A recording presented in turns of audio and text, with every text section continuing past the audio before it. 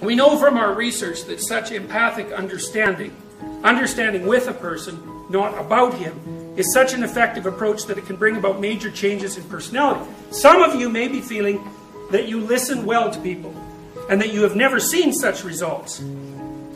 The chances are very great indeed that your listening has not been of the type I have described. Fortunately, I can suggest a little laboratory experiment which you can try to test the quality of your understanding. Okay, so this is lovely, because you don't often actually get a technique from a therapist that actually works, you know. You get sort of vague techniques, like help the person lay the cards out on the table, you know. It's kind of at a high level of abstraction. But this exercise you can actually do, and you can do it a lot, and if you do it, it will teach you to listen. So, the next time you get into an argument with your wife or your friends, or with a small group of friends, stop the discussion for a moment and for an experiment institute this rule. While you also don't have to be that formal about it, you can just do it once you know the game. Each person can speak up for himself only after he has first restated the ideas and feelings of the previous speaker accurately and to that speaker's satisfaction. Now that's so cool, because here's the typical argument. So we're arguing, I want to win, and so you tell me a bunch of things, and so then I take those things and I turn them into the stupidest possible representation of those things. You know, I weaken your argument and make you look like a fool, and then I destroy it. And that's a straw, that's by that, you're making your opponent into a straw man. That's the straw man argument, right? You take what they're telling you and you caricature it, and that way you can make them look absurd and make them be ashamed, and then, of course, you've set up this skinny little opponent that you can just demolish with one punch. It's really crooked, and it shows that you're a coward, because what it means is you have to have an opponent that's, you know, crippled and thin and starving and inarticulate before you could possibly win, before you could possibly progress. It's a pathetic way of having an argument. What you should do is listen to the person and help them make their argument as strong as you possibly can, and then deal with that, because then you're sure that you're taking them seriously. So, and to that speaker's satisfaction. Well, that's so cool, eh? So we're having an argument. I don't know, maybe we have an argument about who's going to be responsible for grocery shopping, or for doing the dishes, or for cooking, or any of those domestic things that continually cause couples to be at each other's throat. It's like, so you'll have some arguments about why you should do whatever it is that you're going to do. And in order for the argument to progress, I have to tell you back what you said. And you have to agree that I put it properly. Well, that's so annoying. Like, it just runs so contrary to what you want to do. Because, of course, you want to make the other person sound stupid so you can beat them. This way you can't do that, because you have to listen well enough so you actually understood what they said. And then you have to formulate their argument so that they're willing to agree that that actually constitutes their argument. Well, that's really, it's difficult. But it's so useful, because first of all, it does mean that you understood them.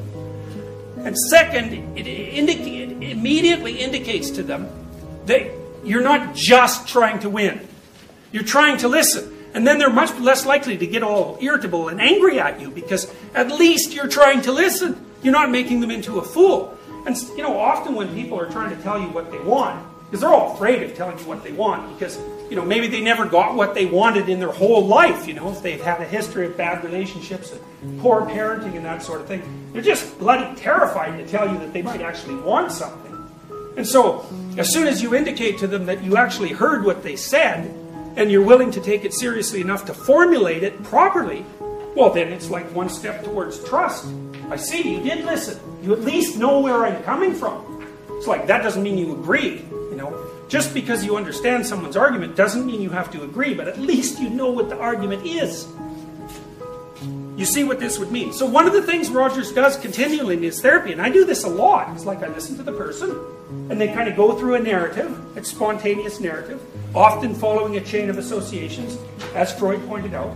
They'll tell me a spontaneous narrative, and I'll say, okay, it sounds to me like this is what you said. And I'll try to, you know, lay out the argument. And maybe now and then I'll ask for clarification if there's a part I didn't understand, or if I see that there's a part that seems contradictory. You know, they said this thing here, this thing there, and I'll tell them that. You know, it seems to me that you said this here and this here, and I'm not sure how to put those together. I don't say, well, that makes your argument, you know, incoherent. I say, well, I don't get how to understand that. And they kind of go, oh, yeah, because people will admit to that if you just point it out flatly, you know. It's like, I'm not involved, I'm just listening. It's not my problem, it's a problem. And that's another thing that's useful too. The other person is entitled to their suffering. You don't get to take it away. It's their destiny. So you can listen to their problems without having to think that, you know, you have to take them on as if they're yours. You have to mirror them, but it's their problem. It's like they have to figure it out, and that's good. You need a problem to figure out. It's not necessarily a terrible thing that they have a problem. It would simply mean that before presenting your own point of view, it would be necessary for you to really achieve the other speaker's frame of reference. To understand his thoughts and feelings so well that you could summarize them for him. And that's useful too, because, you know, the way we remember things is if you tell me a long story, and I tell it back to you. I do not tell it back to you. What happens is I listen to it, and I try to figure out what the thread of the argument is. And then when I tell it back to you, it's way shorter and tighter. And that means in some sense it's got all the essentials, but it's got less of the baggage. Right? That's what you're kind of doing when you ask someone to get to the point. So they tell you this long story. It's like this tree that is full of dead branches and it hasn't been pruned, and there it's standing there, and you know, maybe the living branches you can hardly even see, but you're concentrating on them, and then when you tell it back to them, you just tell them the part of the story that's alive, and they listen to that and they think, oh yes, that's what I meant. And then that means you've changed the memory, right? If they agree, you've changed the memory, you've divested it of all the excess baggage, just like pruning. And that's what you're doing. And so that dialogue it's mental hygiene.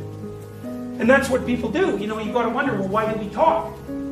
Well, it's to exchange information. Yeah, and there's utility in it. You know, like if you know how to do something and I don't, you can tell me. But that isn't the sort of thing that people are doing most of the time. Most of the time they're telling their stories. This is what happened to me.